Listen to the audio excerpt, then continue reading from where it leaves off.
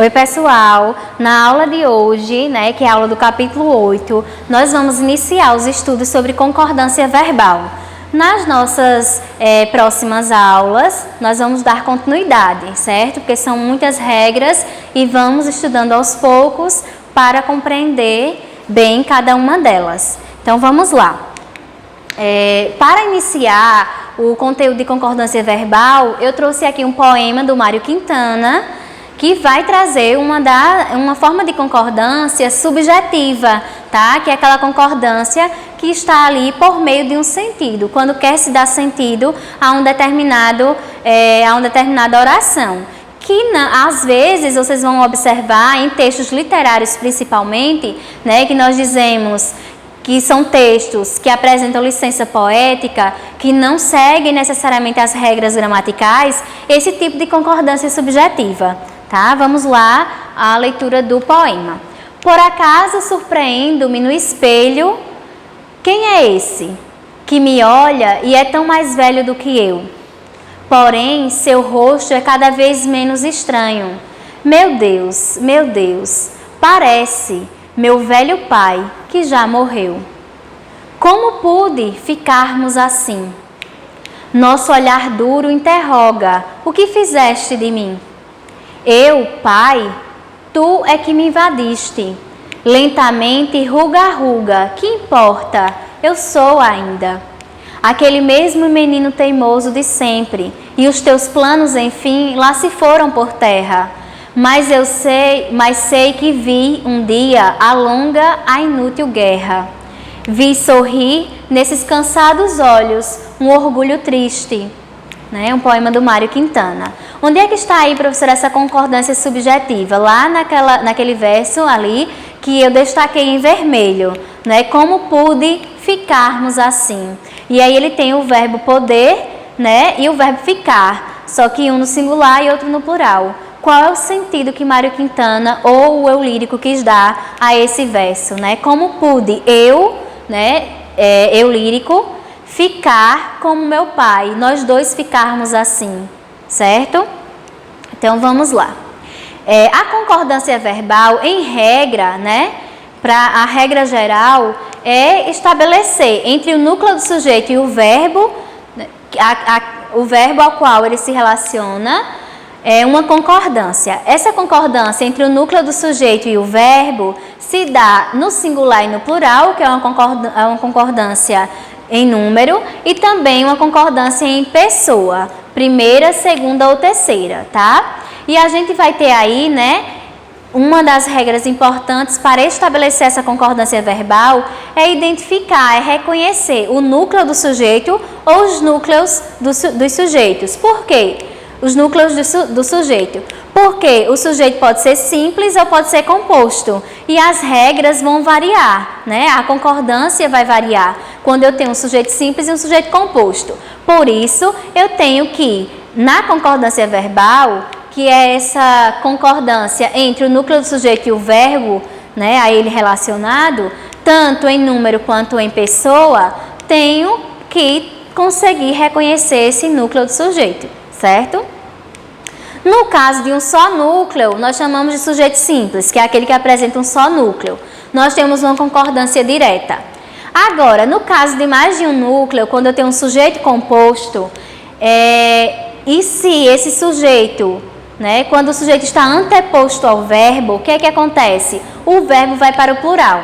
Se eu tenho um sujeito composto, mas ele vem antes do verbo, ou seja, anteposto, eu vou ter aí o meu verbo no plural, certo? Já se o sujeito está pós-posto, eu tenho um sujeito composto que vem após, o verbo, e o verbo vai poder tanto ir para o plural ou também pode concordar com o núcleo mais próximo. E aí vai depender, se o núcleo estiver no singular, eu vou ter essa concordância, Se eu tenho um sujeito composto pós-posto ao verbo, o verbo pode ir para o plural ou concordar com o núcleo mais próximo, certo? Vamos aqui entender nos exemplos. Eu sou aquele mesmo menino. Eu tenho aqui uma oração composta por um sujeito simples, assim que é o eu. Então, a concordância é direta. Eu é a primeira pessoa do singular. Então, o meu verbo fica no singular. Eu sou aquele mesmo menino.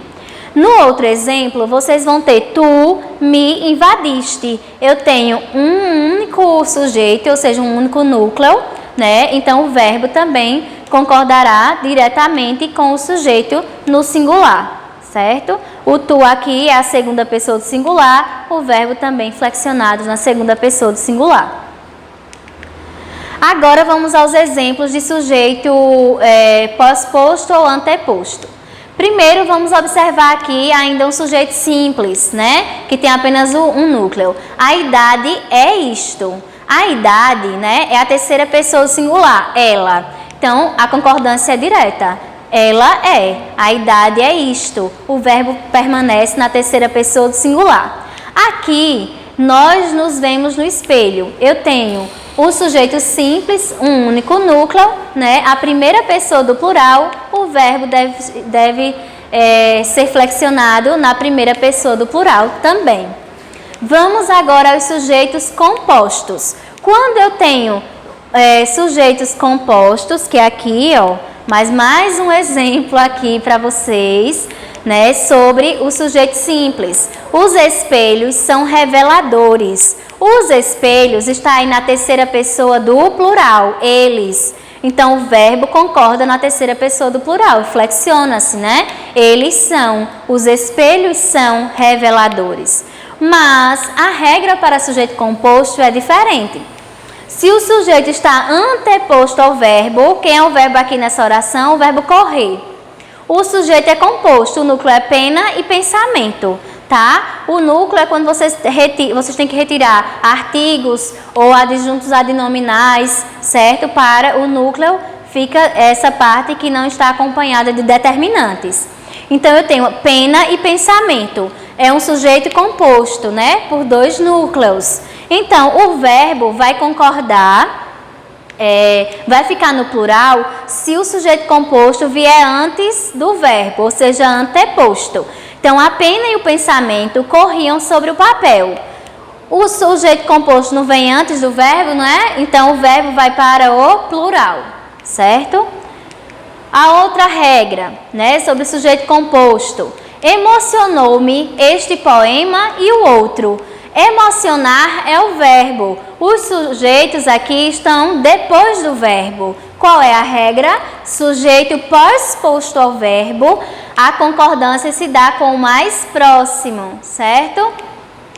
Então, por isso que emocionou-me ficou no singular. Emocionou-me este poema. Nós temos o poema, é um sujeito que está na terceira pessoa do singular, o verbo flexiona-se concordando com o núcleo mais próximo na terceira pessoa do singular.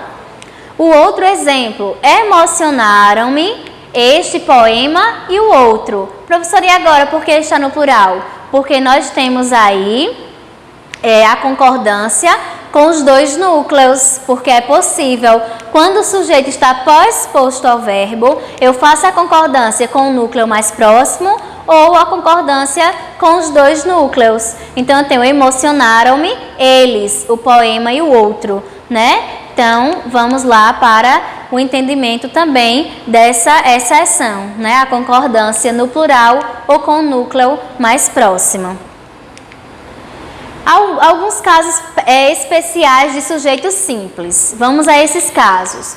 O sujeito é a expressão partitiva. Vamos observar que aqui nós temos algumas expressões partitivas, como a maioria de, a maior parte de, metade de, parte de, são expressões partitivas. Então, se o sujeito é simples e é uma expressão partitiva, o que vai acontecer? Né? Ele é uma expressão ali partitiva, mas tem um nome no plural, ou seja, acompanha um nome no plural, o verbo pode ir para o plural ou para o singular, certo? Exemplo, vamos entender bem no exemplo.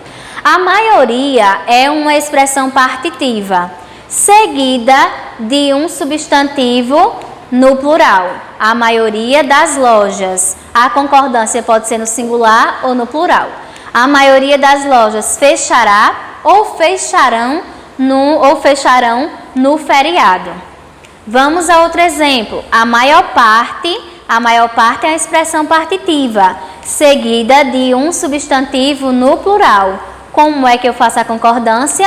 Com o verbo no singular ou no plural. E eu tenho aí a maior parte dos passageiros foi naquele voo, ou a maior parte dos passageiros foram naquele voo. Importante agora, tá? Se o núcleo do sujeito é um substantivo singular, vamos lá observar o núcleo do sujeito, que é a regra, né? Encontrar o núcleo. E aí eu percebi que é um substantivo singular. O que é que eu vou fazer? Não está exprimindo ideia de número, certo? O verbo vai ficar no singular. Não havendo a concordância com a expressão preposicionada, isto é, com o adjunto adnominal. Então, eu encontrei lá como núcleo do sujeito um substantivo singular. Esse substantivo singular não tem nenhuma indicação ali, não exprime nenhuma ideia de número. O que é que eu vou fazer? Deixar o verbo no singular. O verbo no singular não vai concordar com o adjunto adnominal, né? Com a expressão preposicionada. Vamos ao exemplo para entender melhor. A ocorrência, então eu tenho aí o substantivo aqui, o substantivo ocorrência não tem sentido, né, de número, certo? O verbo vai concordar no singular, não vai concordar aí com adjuntos adnominais. Então eu tenho a ocorrência de assaltos. Essa expressão de assaltos preposicionada não concorda com o verbo. Por quê? Porque o núcleo do sujeito é um substantivo no singular que não indica quantidade, que não indica número. A ocorrência de assaltos aumentou nos últimos anos em nosso município. Observaram aí, né, o uso da regra. Se o núcleo do sujeito é coletivo geral e não expressão partitiva, o verbo fica no singular. Então, eu vou observar na oração se o núcleo do sujeito é um coletivo geral. O verbo permanecerá, né, no singular, pois esse núcleo aqui do sujeito não é uma expressão partitiva. Vamos lá. Um grupo de alunos, grupo é o que? Um sujeito coletivo geral, né? Um grupo de alunos não é expressão partitiva. Participou da Olimpíada de Física. Então, um grupo e o verbo no singular. A parte dos discursos, né, que o público mais aplaudiu será publicada no blog. Então, eu tenho parte, que é o núcleo do sujeito que apresenta, né, a ideia de coletivo geral, não é expressão partitiva. Eu vou concordar o verbo no singular também, será publicada. A manada é um substantivo coletivo, né? Então, eu tenho um coletivo geral. O verbo ficará como no singular. A manada de bois será vendida amanhã. Agora, com o sujeito, quando ele expressa uma quantidade aproximada. Quando o sujeito apresentar aí, expressar uma quantidade aproximada, nós vamos fazer o quê? Se ele estiver constituído das expressões cerca de, menos de, mais de, acrescida de nome no plural, o verbo fica no plural. Então, eu tenho uma expressão aí, né, um sujeito que expressa uma quantidade aproximada. Ele está seguido das expressões cerca de, menos de, mais de. E tem uma palavra aí, né, acrescida de nome no plural, né? Eu tenho um nome no plural também fazendo parte dessa expressão. Então, o verbo fica no plural. Exemplos: cerca de 50 pessoas. Então, eu tenho cerca de, seguido de uma palavra no plural, o verbo fica no plural. Cerca de 50 pessoas faltaram ao evento. Isso é uma expressão de quantidade aproximada. É um sujeito que expressa uma quantidade aproximada. Mais de, olha lá, mais de, acrescido de uma palavra no plural. 50 pessoas, né? Pessoas, verbo no plural. Faltaram ao evento. Vamos aí a algumas exceções. Quando o sujeito é representado pela expressão mais de um, o verbo fica no singular, né? Eu tenho aí um sujeito que é representado pela expressão mais de um, verbo no singular. Mas se essa expressão aparecer repetida ou denotar reciprocidade, o verbo vai para o plural. Então, se mais de um é o meu sujeito na oração, o verbo fica no singular. Se eu repetir essa expressão, o verbo vai para o plural. E se essa expressão denotar reciprocidade, eu vou ter o quê? O verbo no plural. Exemplos. Mais de um funcionário apresentou relatório. Eu tenho aqui o meu sujeito, né, representado pela expressão mais de um, sem repetição e sem reciprocidade. Então, o verbo no singular. Mais de um gestor, mais de um assessor participaram da reunião. Por que o verbo foi para o plural? Porque eu tenho a expressão mais de um sendo utilizada, né, de forma repetida.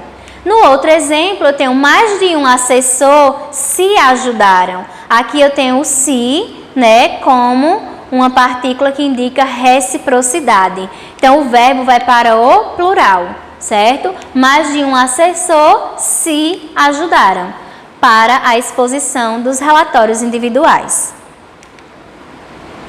Quando o sujeito é nome próprio no plural, né? Quando o sujeito for um nome próprio no plural, quando o sujeito é representado por nomes próprios de lugar e títulos de obras que têm forma plural, o verbo fica no singular, desde que não haja artigo ou outro vocábulo determinando o sujeito. Se tiver aí, vamos entender a regra, o sujeito é um nome próprio no plural. Mas esse nome próprio não tem nenhum determinante, nenhum artigo, nenhum pronome determinando esse sujeito. O verbo fica no singular. Mas se eu determinar esse sujeito ali, ó, nome próprio no plural, determinar por um artigo, né, outra palavra determinante como pronome, eu vou ter que colocar o verbo no plural, certo? Então vamos lá, aos exemplos. Minas Gerais é belíssima. Ó, nome próprio de um estado, né, sem nenhuma expressão aqui, sem nenhuma palavra determinante, verbo no singular. Minas Gerais é belíssima. As Minas Gerais da minha infância estão guardadas na memória. Então, o verbo aqui é estar, né, que foi para o plural. Por quê? Porque ele está concordando com Minas Gerais, que é um nome próprio no plural, mas ele está determinado pelo artigo as. Buenos Aires é a capital da Argentina. Nome próprio no plural, sem determinante, verbo no singular. Os Estados Unidos exercem grande influência na geopolítica mundial. Estados Unidos aqui está determinado pelo artigo os, então o verbo tem que ficar obrigatoriamente no plural. Memórias de um sargento de milícias apresenta. Memórias de um sargento de milícias é o nome de uma obra, é um nome próprio no plural, sem determinante, verbo no singular. Apresenta enredo marcado por peripécias e intrigas. As memórias de um sargento de milícias são da metade do século XIX. Agora nós temos o nome próprio no plural, né, como sujeito, determinado pelo artigo as, verbo obrigatoriamente no plural.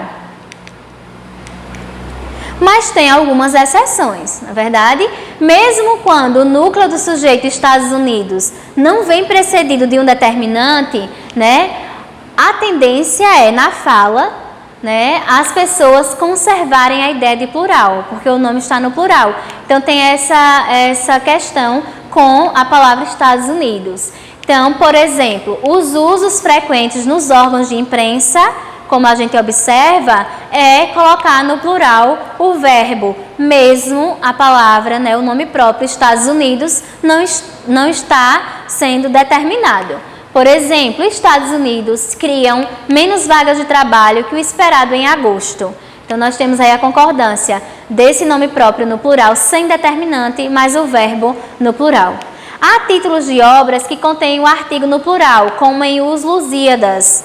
Nesse caso, por exemplo, além da concordância, os Lusíadas, com o verbo no plural, inauguraram a língua portuguesa moderna, é ainda possível a concordância com a palavra obra ou livro. E fica assim, a obra Os Lusíadas é um marco na literatura portuguesa. Então, a concordância aqui com obra, que está implícito, né? Os Lusíadas é um marco na literatura portuguesa, ou os Lusíadas, concordando aí com o verbo no plural, certo?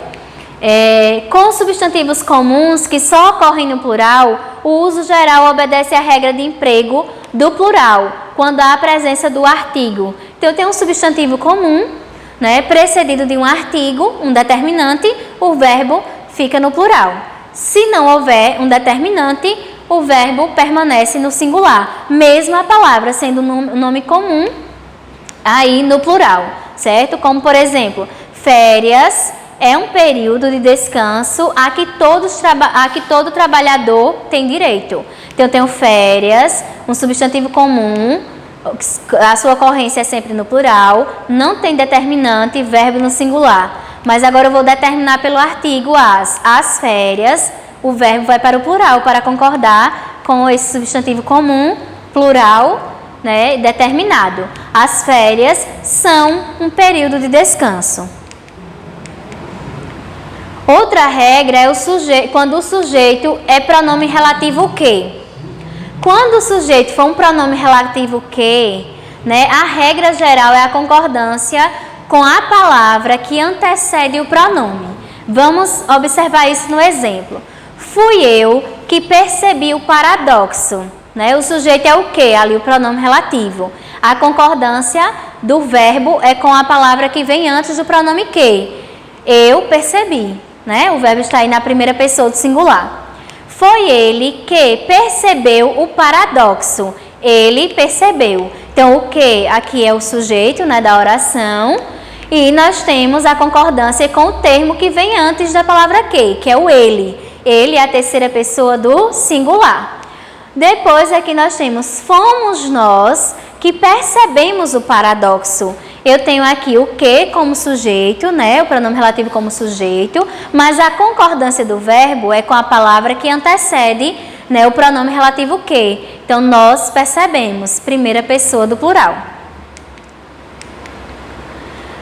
Agora, algumas exceções. Se o antecedente do que funcionar como predicativo, ou seja, ele funcionar como uma característica do sujeito, o verbo da oração adjetiva ficará na terceira pessoa, ou concordará com o sujeito da oração principal. Neste último caso, enfatiza-se o agente efetivo da ação expressa pelo verbo. Então, eu vou ter o que aqui como predicativo, o verbo da oração adjetiva vai ficar na terceira pessoa, certo? Mas também ele pode concordar com o sujeito da oração principal. Exemplo, sou eu o único que não entendeu o final do filme. Então, aqui, o único é a palavra que antecede a palavra que, não é assim? Ela é um predicativo, o verbo ficou na terceira pessoa. Veja que ali, ó, sou eu o único. O único é ele, né? Se a gente for colocar em pessoas do discurso. Então, sou eu, veja que a concordância não está sendo mais com o pronome eu, mas com o predicativo do sujeito, que é a característica desse sujeito. Então, o verbo na terceira pessoa, o único que não entendeu o final do filme. Sou eu o único que não entendi o final do filme. Então, agora nós temos o sujeito da oração principal concordando com o verbo. Né? Quem é o sujeito da oração principal? O que? Né? O eu, na verdade. Então, a gente tem lá, eu entendi, né? Essa concordância com a palavra eu. Os enunciados do tipo, os que trabalharam nesta pesquisa estão de parabéns. É possível incluir, se for o caso, a pessoa que fala o interlocutor. Então, eu vou fazer uma concordância com a pessoa que está falando e não somente com os que estão ali presentes na oração. Essa concordância, né, o verbo vai para a primeira ou para a segunda pessoa do plural, respectivamente. Vamos lá. Esse tipo de concordância se dá pelo sentido. É a chamada concordância ideológica ou a silepse, que a gente vai estudar no próximo capítulo. No próximo não, né? A gente vai estudar só no capítulo 23, em figuras de sintaxe, certo? Então, vamos lá. Os que trabalhamos nesta pesquisa estamos de parabéns. Nós temos aí uma concordância né? Nesse caso, a pessoa que fala está também se incluindo no discurso, né? Essa concordância ideológica, por isso o verbo foi para o plural. Os que trabalhastes nesta pesquisa estáis de parabéns. Então, ele tem também essa concordância em segunda pessoa, certo?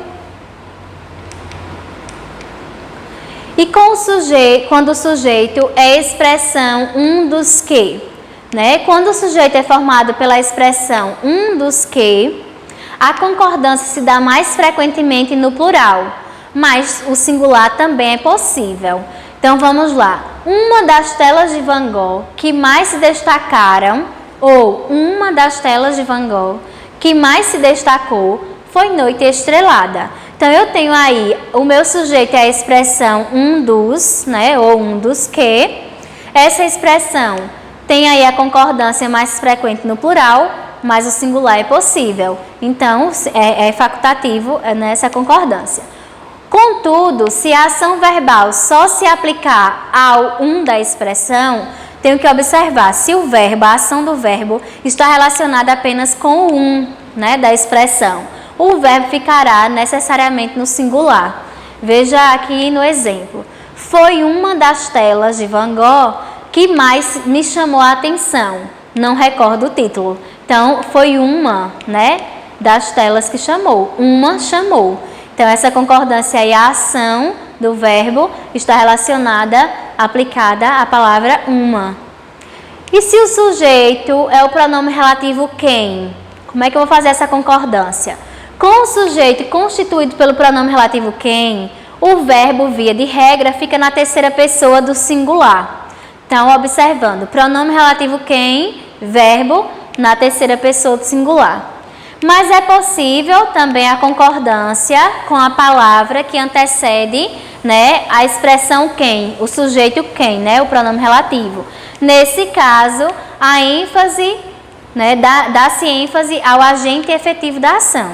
Então, como é que vai ficar a concordância? Eu tenho ali, és tu quem me anima, né, eu tenho a concordância aqui na terceira pessoa do singular, e tenho a concordância também ali, ó, com o antecedente. És tu quem me animas. Concordância inicialmente aqui com o pronome relativo quem, né, na terceira pessoa do singular, ele anima, e com a segunda pessoa do singular, que é tu me animas, certo?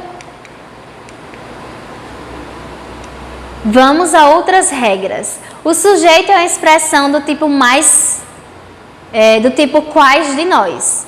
Então, quando o sujeito é a expressão do tipo quais de nós, quais dentre nós, quantos de nós, quais de vós, alguns de vós, muitos de nós, o verbo pode ir para a terceira pessoa do plural ou estabelecer a concordância com o pronome pessoal da expressão. Então, eu tenho duas possibilidades. Com as expressões, né? O sujeito sendo a expressão quais de nós, quais dentre nós, quantos de nós, quais de vós, alguns de vós e muitos de nós, pode sim o verbo ficar na terceira pessoa do plural ou estabelecer aí uma concordância com o pronome pessoal da expressão. Vamos entender melhor nos exemplos.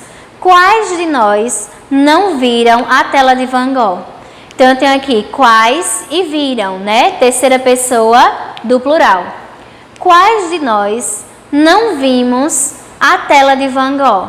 Então, a concordância agora é com o pronome. O pronome aqui, ó, da expressão, que é nós vimos.